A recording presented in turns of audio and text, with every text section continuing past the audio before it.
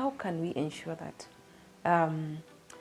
women, the playground is leveled? Yeah, because what we need is just that leveling.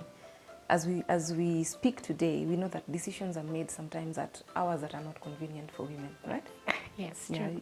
you think that you have a party ticket. When you go to sleep, when you wake up, it is a totally different ball game, and there are new lists and there are new names. So what do you think women need to do in order to excel in politics? Because again, we don't want to be called, perennial whiners. We always just whine, this is not working, we don't have money, we are being bullied, we are going through SGBV. What? We have to find a working formula. Yeah. Yeah. What do you propose? What I propose is that for us women to be part of the solution. What do I mean by that?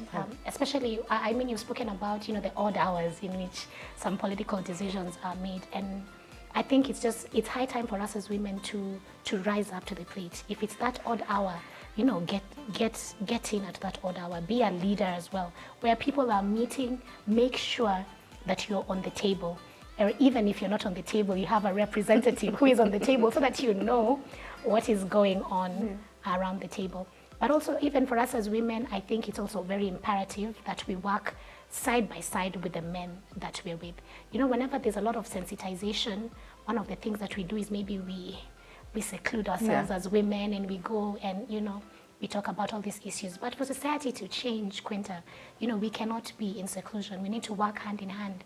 If it's getting information out there, I'm sure there are a lot of men who want to uplift the women, who want to get information. Let us work hand in hand with them. When we are doing the sensitization, education, let us ensure that we are also doing the education with them, so that even them, they don't feel like, hey, now these women are progressing, which is not really the case. Maybe it's just that there's a lot of sensitization now happening for women.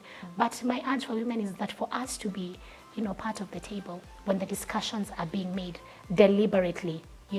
Either you talk to the men, you talk to your fellow women, be part of the table, have a representative at the table so that you have the information, because information is power.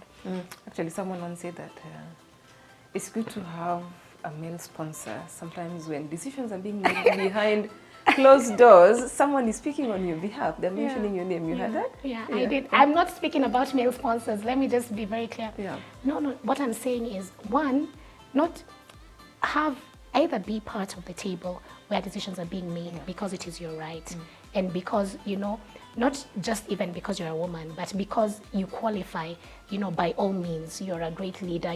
There's no difference between you and anybody else who is sitting at that table.